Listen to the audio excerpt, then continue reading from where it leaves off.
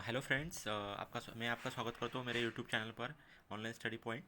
Okay, so आज का tutorial है द हिंदू का what needs to be done with the vaccines, यानी वैक्सीन्स के बारे में कुछ कहा है। और ये जो एडिटोरियल है ये लिखा है Gagandeep Kang, George Thomas, Jayaprakash Muliyil. Okay, आज की तारीख है 19 जून।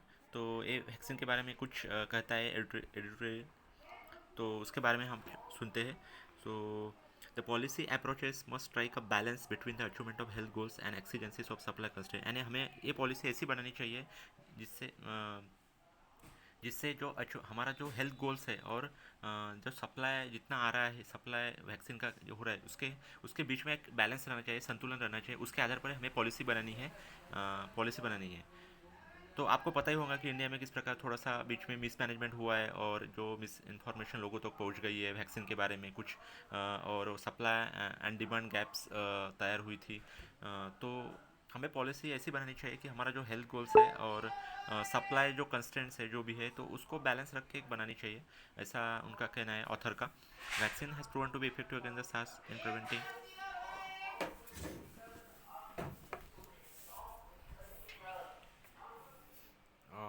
जो वैक्सीन इंडिया ने बनवाई है, एक कोविशील्ड है और दूसरी कोवैक्सीन है अगेंस्ट सार्स कोविड 2 वायरस। तो उसकी इफेक्टिवनेस अच्छी है और इफेक्टिव काफ़ी इफेक्टिव वो प्रूव हुई है। In an article publish in nature medicine in on June 9, एक आर्टिकल पब्लिश हुआ था nature medicine, it's nature medicine एक जर्नल में। तो उससे analysis of the data from United kingdom gather between December 1 2020 and April 30 2021। तो जो उसका अल्फ़ा वेरिएंट था वायरस में जो अल्फ़ा वेरिएंट था वो काफ़ी प्रोडोमिनेंट था। और AstraZeneca vaccine had an effectiveness of 64% after one dose and 79% after the two doses. अगर एक डोज आपने लिया होगा तो उसकी 64% इफेक्टिवनेस है, परिणामकारकता है। अगर दो डोज लिए हैं तो उसकी परिणामकारकता 79% बन जाती है, यानी 79% रहती है। In protecting against the severe illness and the death, यानी आपका जो डेथ और इलनेस है उतना आपका प्रोटेक्शन होता है। तो ये क्या जो डाटा यूके ने बताया कुछ ये इधर उधर से कलेक्ट करके, तो तो ये बात हमें बताइए। सेम आर्टिकल, उसी आर्टिकल में ये भी बताया, author also found that previous infection with SARS COVID 2 had a significant protective effect against the reinfection. Reinfection से भी हमारा प्रोटेक्शन होता है, ये भी बात बताई है। अगर एक आध आदमी को इन्फेक्शन पहले हुआ था लेकिन उसने वैक्सीन ली तो उसका री इन्फेक्शन से प्रोटेक्शन होगा। हाँ, तो वैक्सीन डाटा क्या कहता है, वैक्सीन डाटा के बारे में बताया है। On June 14 public health England release a report that show that the AstraZeneca vaccine had an effectiveness of 71%। कितनी है AstraZeneca वैक्सीन का इफेक्टिवनेस? 71%। कौन कहता है? पब्लिक हेल्थ इंग्लैंड इनका रिपोर्ट कहता है, जो जारी किया है उन्होंने। After one dose and 92% after two doses. अगर एक डोज लिया तो 71% है, तो 92% आफ्टर टू डोजेस। अगर दो डोज लिए वैक्सीन के तो उसकी इफेक्टिवनेस 92% बन जाती है due to the delta variant. Delta variant यानी जैसे हमारे वायरस में जो सो म्यूटेशन आते हैं, एक वेरिएशन आती है तो उसको डेल्टा वेरिएंट। वो वायरस का ही एक थोड़ा सा बदला हुआ एक जो बदला हुआ एक वायरस उसको बोलते हैं हम delta variant. In the first report of vaccine effectiveness from India, researchers from the Christian medical college Nellore Tamil Nadu reported N analysis of, उन्होंने 8,991 स्टाफ का कुछ एनालिसिस किया है Christian medical college Vellore Tamil Nadu ने। तो उनके बारे में बताया है कि जो कोविशील्ड है जो बनाई है सीरम इंस्टीट्यूट ऑफ टेक्नोलॉजी, तो वो चाहिए उसका इफेक्टिवनेस है 92% है against the need for oxygen, 94% against the need for intensive care. यानी 92% ऑक्सीजन जिनको लगता है तो उनके लिए वो 92% इफेक्टिव है, और 94% जिनको आईसीयू में वो एडमिट है जो पेशेंट है तो उनको 94% वो इफेक्टिव हो सकती है नीड फॉर, मुझे ऐसे ऐसे लोगों के लिए। तो उतनी उसकी इफेक्टिवनेस एंड ओवरऑल 90% से ज़्यादा उसकी इफेक्टिवनेस है कोविशील्ड की। There were no deaths, but about 10% of those who had received one or two doses were infected. हाँ नहीं ठीक है। अभी आपने सिंगल डोज लिया है तो आपको इन्फेक्शन हो सकता है, मुझे ऐसा कुछ नहीं, लेकिन आपने प्रॉपर अगर खुद की अच्छे से केयर की तो आपको इन्फेक्शन का खतरा थोड़ा सा कम है। लेकिन इन्फेक्शन हो सकता है, ऐसा कुछ नहीं कि डोज लेने के बाद में इन्फेक्शन आपको होगा ही। तो चांसेस बनते बनते हैं। और ये इन्फेक्शन क्यों होगा, due to the delta variant strain, जो स्ट्रेन आ रहा है उसमें जो म्यूटेशन आ रहा है उसकी वजह से हो सकता है। This data from the United kingdom and India show that the Covishield vaccine is working against the variants. तो ये इंडिया का जो सीरम इंस्टीट्यूट ऑफ टेक्नोलॉजी है, आदर पूनावाला उसके जो एमडी है, सीईओ है, तो ये आपको पता ही होगा, आपने पढ़ा होगा शायद। तो कोविशील्ड उनका जो कहना है कि वो हर वेरिएंट के लिए एक प्रभावशाली है, इफेक्टिव है। ओके।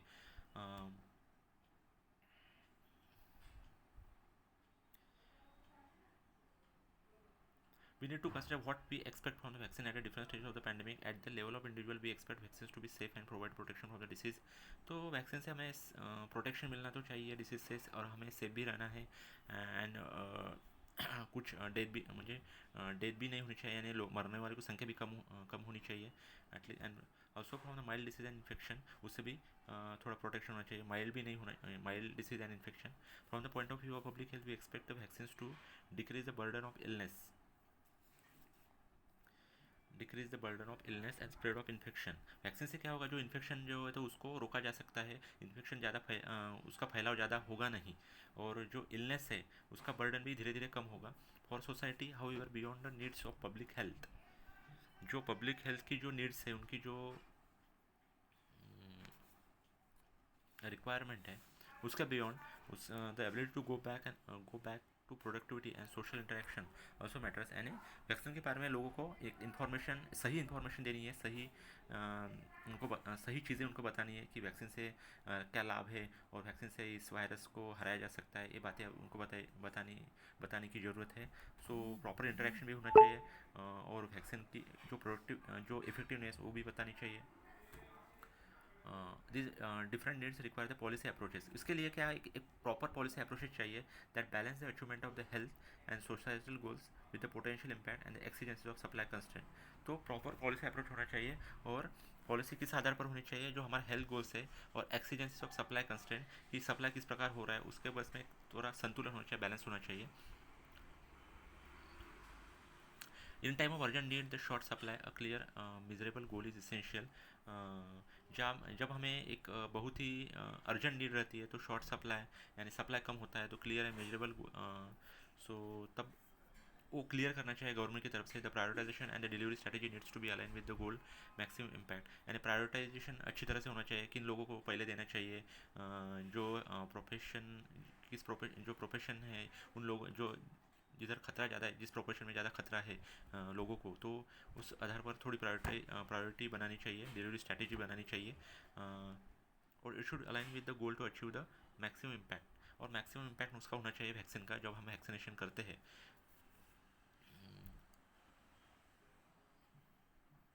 अर्लियर जो गवर्नमेंट ने अनाउंस किया था, early announcement of the vaccinating 300 million people being replaced by all the adults with the increase in highly transmissible variant, it is clear that both prevent disease and slow spread, we will need to cover a large proportion of the population, possibly extending at a later stage to children। पहले हमें जो adult है उनको vaccination vaccination देना था। अभी जो उसको लेटर, उसके बाद में जो है चिल्ड्रेन, और जो above the 18 age of category जो पीपल है, अबोव 18 to 44, तो उनको प्रायोरिटाइज किया था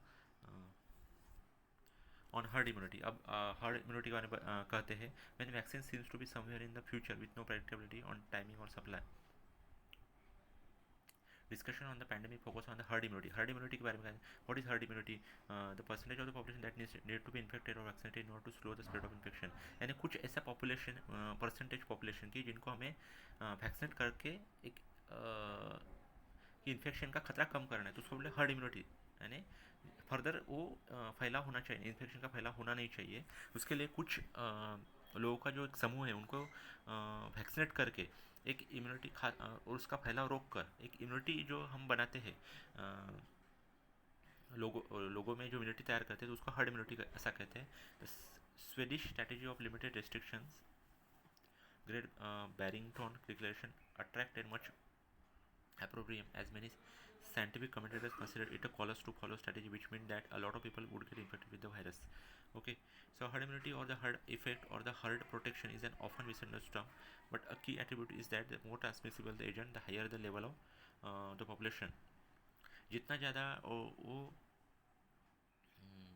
ट्रांसमिसिबल होगा एजेंट, जो वायरस इतना ट्रांसमिसिबल होगा उतने वो लोग इन्फेक्ट होंगे, पॉपुलेशन इन्फेक्ट होगी, तो उनको हमें ज़्यादा से ज़्यादा लोगों को वैक्सीनेट करना पड़ेगा. Vaccination is a dominant factor. It would be a game changer to defeat this pandemic. With the Delta variant, it is clear that earlier plan to vaccinate a smaller proportion of the population is not appropriate. जो government ने तय किया था कि पहले की एक smaller population को पहले वैक्सीनेट करना है, बाद में फिर उसके बाद में जो एज कैटेगरी आती है 18 to 44 उनको करना है, उसके बाद में चिल्ड्रन को करना है. इसमें थोड़ा सा कुछ तो भी थोड़ा एक सही नहीं था, ये बात थोड़ी सी गलत थी, कुछ मिसमैनेज हुआ है किसी स्तर पर. Proportion of the population is not appropriate and reaching up to 80% of the population might be necessary. So ज़्यादा से ज़्यादा जितने लोग वैक्सीनेट हम करते हैं उतना हम खुद को एक हर्ड इम्यूनिटी तैयार करेंगे, खुद को बचा सकेंगे उस पैंडमिक से, और उस पर हम उसको डेफिट कर सकते हैं. तो और एक इम्यूनिटी खुद एक आसानी से एक लोगों में इम्यूनिटी आ जाएगी. This implies that not only will we have to consider all adult but we should be planning for children as well. उसमें एडल्ट्स के बारे में पता नहीं है, लेकिन चिल्ड्रन जो हमें जो ज़्यादा इनसिक्योर है उनको भी इसमें लाना है, उनको भी वैक्सीनेट करना है. Long and short term goals. अभी long and short term goals के बारे में कहते हैं. The control of infection in the population is long term goal. So हमें जो इन्फेक्शन जो कंट्रोल करना है पॉपुलेशन में, वो हमारा लॉन्ग टर्म गोल है. लेकिन अभी जो ज़्यादा हाई रिस्क पेशेंट है, जो लोग हैं जिनको ज़्यादा खतरा है, तो उनको पहले बचाना है टू सेव द लाइफ. ये हमारा शॉर्ट टर्म गोल है. द डेथ फ्रॉम द कोविड-19 show clearly that those who are the oldest are, जो जिनकी उम्र ज़्यादा है, जिनको कुछ कोमॉर्बिडिटीज है, कुछ ऐसे बीमारियाँ है जैसे डायबिटीज़ है, हाइपरटेंशन है, बीपी है, तो उनको पहले खतरा है इस पैंडमिक का, तो उनको पहले ज़रूरत है वैक्सीन की. और बाद में जो चिल्ड्रन वगैरह उन पर ध्यान दिया जा सकता है. The risk of several disease and the death among the younger people though low is not zero. Younger population में भी उसका खतरा ज़्यादा है, कुछ ना कुछ उसका एक आंकड़ा है, तो हमें उस पर भी थोड़ा ध्यान देना है, क्योंकि उनमें भी डेथ हुई है. कुछ जो नवयुवक है उन्होंने भी अपनी जान से जान गई है उनकी. large number of young people get infected, some of them will die even with this medical management. So उनके ऊपर भी विशेष ध्यान देने की ज़रूरत है, उनको भी वैक्सीनेट करना है. और ये आंकड़ा जो कहता है तो कुछ ना कुछ एक संख्या है, लेकिन जीरो नहीं है. फिर भी यंग पीपल इंडिया में जो इन्फेक्ट हो रहे हैं तो उस पर विशेष ध्यान देने की ज़रूरत है, उनको वैक्सीनेट करना है as early as possible. With Nonetheless, the goal of preventing the maximum number of severe cases and death clearly requires an age descending approach. So age descending approach रहना चाहिए कि किस एज ग्रुप को अभी ज़्यादा ज़रूरत है और ध्यान देने की ज़रूरत है, उसके आधार पर हमें वैक्सीनेशन को प्रायोरिटाइज करना पड़ेगा. ओके, पहले एडल्ट को हुआ है, अभी एडल्ट बहुत सारे एडल्ट को वैक्सीनेट हुआ है, तो अभी और एडल्ट अभी बचे हुए हैं, कुछ नवयुवक बचे हुए हैं, और उसके बाद में चिल्ड्रन भी है हमारे, जो अभी अगर थर्ड वेव आती है तो उससे भी वो असुरक्षित है. तो इसके लिए एक प्रॉपर स्ट्रैटेजी बनने की ज़रूरत है. और वैक्सीनेशन भी ऑन लार्ज स्केल तैयार होनी चाहिए, और सप्लाई एंड डिमांड ये भी बैलेंस रहना चाहिए. This was indeed strategy that initially implemented in India, but the opening of the east years has not kept the pace with the supply. And supply and demand ये mismatch नहीं होना चाहिए, उसको balance रहना चाहिए. Regular clear road map ability vaccine and their supply to individual state. So state को एक state को उनकी पॉपुलेशन और जो जिन ज़्यादा पेशेंट्स है, जिस स्टेट में ज़्यादा पेशेंट है, ज़्यादा इन्फेक्टेड पीपल है, तो उसके आधार पर डिस्ट्रीब्यूशन करना चाहिए हर एक स्टेट को, जो राज्य है. एक प्रेडिक्टेबल डिलीवरी मैकेनिज्म होना चाहिए that could be communicated to citizens, और सिटीजन्स को एक प्रॉपर इन्फॉर्मेशन हर वक्त एक सही इन्फॉर्मेशन देने की ज़रूरत है, क्योंकि मिस इन्फॉर्मेशन और मिसगाइड से थोड़ा से मुझे अभी दिक्कत आ रही है, प्रॉब्लम आ रहे हैं सिटीजन, क्योंकि नागरिकों में एक अनविलिंगनेस है कि भाई हम वैक्सीन को लेना नहीं चाहिए, ऐसा है वैसा है. तो उनको सही इन्फॉर्मेशन मिलनी चाहिए, सही एक प्रॉपर तरीके से इंटरेक्शन होना चाहिए. तो ये सभी बातें जरूरी है. This has led to situation where the public is confuse as to how best to cope with the novel corona virus. तो इससे बचा जा सकता है या नहीं, क्या हम और खतरा खतरा पैदा हो सकता है समाज में वैक्सीन से। तो ऐसे भी कुछ मिसअंडरस्टैंडिंग है समाज में। With the promise of vaccine as it list a partial solution but with no certainty on availability, doubt, fear, anxiety. यानी लोगों के मन में अभी भी जो विशेष तौर पर सिटीज़ है और और ग्रामीण भाग में भी डाउट्स है, फियर, एक प्रकार का भय है, एंग्जाइटी है, डिप्रेशन है वैक्सीन को लेके कि वैक्सीन सचमुच काम करेगी कि नहीं, इससे लोगों को बचाया जा सकता है नहीं है। तो अभी भी लोगों में एक संभ्रम है, एक मिसअंडरस्टैंडिंग है।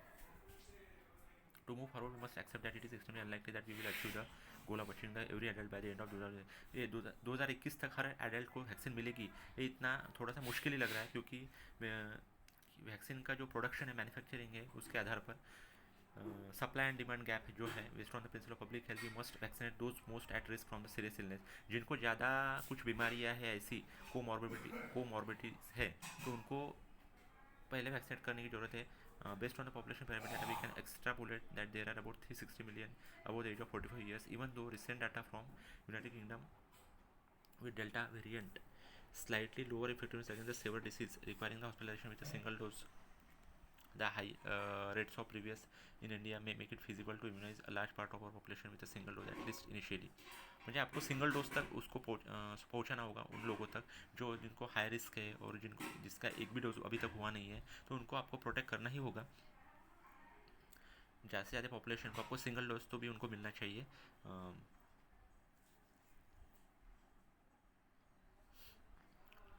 रूरल फोकस, अभी रूरल फोकस के बारे में कहा है। रूरल फोकस यानी ग्रामीण भाग पर विशेष जो ध्यान देने का एक जरूरी है। Final prioritisation and approach should be model before the policies में। एक प्रायोरिटाइजेशन एंड अप्रोच चाहिए पॉलिसी बनाने से पहले, पॉलिसी इंप्लीमेंट करने के पहले। But for delivery rural focus is a की, वी मस्ट टेक द, क्योंकि अभी कोरोना ग्रामीण भाग में भी फैल चुका है पूरी तरह से, और ग्रामीण भाग के लोग भी अभी असुरक्षित है, और काफ़ी डेथ भी हो रही है। पहले तो वो शहरों में ही था, लेकिन अब ग्रामीण भाग में भी उसका फैलाव हुआ है। We must make the vaccine to every village building on the experience of the polis polio. जैसे हमने पोलिस पोलियो प्रोग्राम को इम्प्लीमेंट किया था, उसी आधार पर हमें इस प्रोग्राम को भी इम्प्लीमेंट करना है। Corona vaccine program, community leaders should be empowered with information. उनको सही इन्फॉर्मेशन देने की जरूरत है ग्रामीण भाग में, उसका एक और प्रॉपर स्ट्रैटेजी बना के to broadcast the message that the vaccine saves the life. Vaccine आपकी जान बचा सकती है और वैक्सीन आपको लेनी ही है, और आपका खुद को और परिवार के सभी लोगों को बचाने के लिए आपको वैक्सीन का लेना ही है। तो ये इन्फॉर्मेशन को देनी है। The central government has centralized the vaccine purchase but must revisit the private sector allocation and see the distribution to state. Providing support when requested, जब जब सपोर्ट की ज़रूरत है राज्यों को, तब सेंट्रल गवर्नमेंट ने सपोर्ट करना है, और प्रॉपर तरीके से डिस्ट्रीब्यूशन होना चाहिए वैक्सीन का। जिस राज्य में ज़्यादा इन्फेक्टेड लोग हैं उसके आधार पर उसका डिस्ट्रीब्यूशन होना चाहिए। एक प्रॉपर स्ट्रैटेजी बना के मैनेजमेंट अच्छी तरह से होना चाहिए।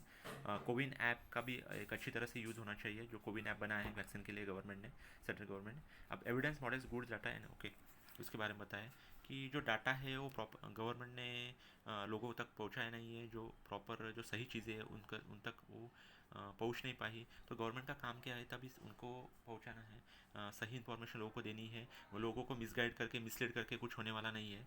तो जिन प्रोफेशन में ज़्यादा इन्फेक्शन का खतरा है, इन्फेक्शन से लोगों को हानि है, तो उस पर ध्यान देने की ज़रूरत है, विशेष ध्यान देना है।